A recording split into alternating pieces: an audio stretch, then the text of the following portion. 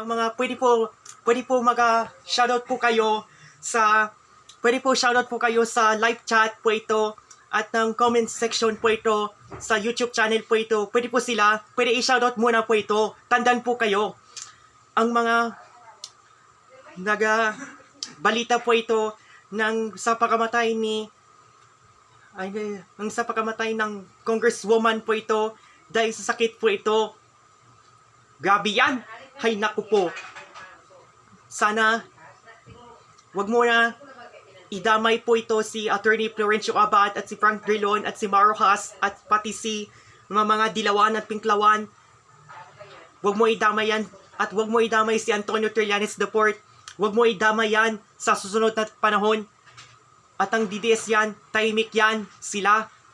Kung paano ang mga Kristiyano Demokrasya na mga tungkulin po ito, ban and rejection of same-sex marriage, LGBTQ rights, and homosexuality and divorce, pati ang parusang kamatayan, at ang anti-divorce, pati sa abortion, pati ang division of labor, sa ekonomiya, edukasyon, entrepreneur, at ekonomiya, at ng telecommunication, energy, at transportation infrastructure, at build program, pati na ang family life, women empowerment at youth empowerment, at pati ng health and justice and environment and protection and agriculture and business, pagtayo ng negosyo, pati ang mga batas ng konstitusyon at batas ng gobyerno po ito na ang Kristiyano Demokrasya sa Pilipinas. God bless you all the Philippines. Salamat po kayo, na shoutout po kayo. Ito po na mga pagtiwala po tayo na pagsunod natin na mga tungkulin po ito. Naku, wag mo na, hindi pwede na, wag mo na nadamay ang mga Dilawan, Pinklawan at komunista yan. Wag mo idamay yon sa susunod na panahon. Wag mo na iboto yon. Wag mo na iboto ang mga Dilawan at Pinklawan at komunista at Makabayan Black. Wag mo na iboto din. Sa susunod yon. Tandaan mo yan kayo. Naintindihan mo ba? Tandaan po kayo.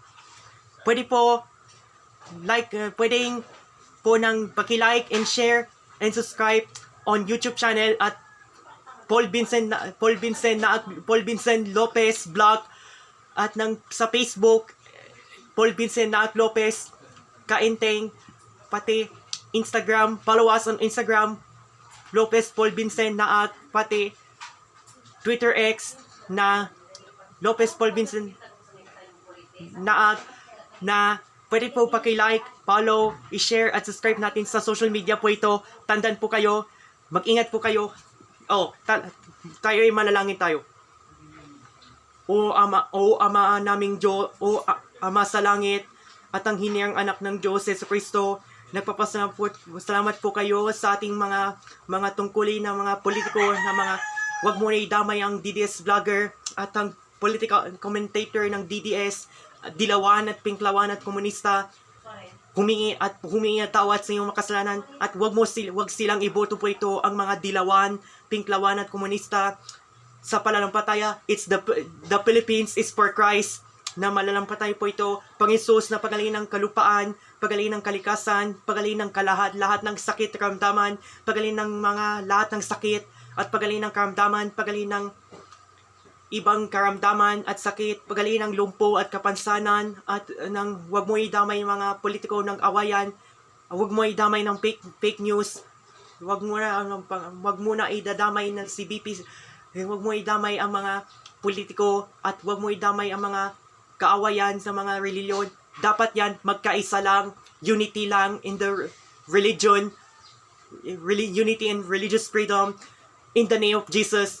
Panginoon, na pagaling ng ulan at bagyo, na huminto ang ulan at bagyo, at pagaling ng lahat ng sakit po ito, na mas malakas ang sinat na araw, ito ng pagaling ng lahat ng sakit. Ito po, blessings po ito sa mga palalampatay ng politiko, gobyerno ng Pilipinas sa tungkulin, at sa gobyerno ng Espanya, ang hari ng Espanya na si Felipe VI, sa Pilipinas na ng basbasan niyo po blessings po ito ng si Pangulong Ferdinand R. Marcos Jr., Pangalawang Pangulo Sara Z. Duterte, Senate President Vicente Soto Duterte, House Speaker Bod G. Oy, at Chief Justice Alexander Gismundo at Ombudsman Jesus Crispin Remulla, nabasbasan niyo po ito ng mga gobyerno na malalampataya po ito sa iyong kaluwalhatian na kasalanan. Panginoong Diyos Ama, natatakot sila sa Diyos po ito sa mga kabataan Pilipino na wag mo idamay na sila ng mga dilawan, pinklawan, at komunista at DDS politics. Wag mo idamay yon. Laging silang takot sa Diyos sa mga kabataan Pilipino, lalaki at babae. Natatakot po sa ating Panginoong Diyos Ama at sa Kristo. Natatakot sila sa mga kabataan Pilipino. Nang takot sa Diyos po ito. Sa mga prayer for the nation, sa pagtiwala po tayo. God bless you all, the nations. The Philippines is for Christ po ito. The soar high of the wings like eagles. In the parland,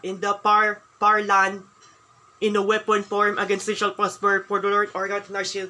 Salamat po, Panginoong Diyos Ama. At pagalingin sila ng lahat ng sakit po ito. Pagalingin ng mga kalupaan. Pagalingin ng lahat ng Pilipinas po ito. Ng mga tungkulin po ito. Be blessings po all. At natatakot sila sa Diyos po ito sa mga sundalo at pulis at ang religious leader na malalampatay po ito ng takot sa Diyos sa iyong kaluwalhatian na kasanaan. Ito po na aming panalangin po ito na mga tiwala po tayo. Jehovah Shalom, Jehovah Rapha, and Jehovah Magen, Yahweh El Shaddai, Adonai Elohim. Hallelujah! The Philippines is for Christ. Praise the Lord. For nothing is impossible. For nothing is impossible for the Lord. Almighty God, in the unity of Holy Spirit.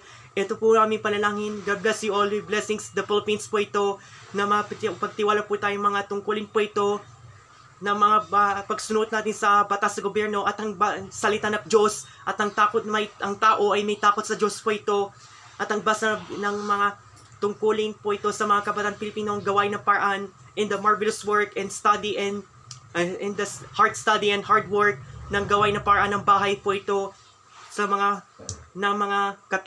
katauhan, lalaki at babae ng kabataan po ito ay pagalingin ng lahat ng sakit po ito, pagalingin ng lahat ng karamdaman at pagalingin ng lumpo at pagalingin ng kapansanan po ito at pagalingin ng kalupaan at kalikasan po ito at human nature at pagalingin po ito at pagalingin ng kagubatan at ng dump site at slum village po ito. Ito po naming panalangin po ito. We bless you all for the nation. The Philippines is for Christ po ito.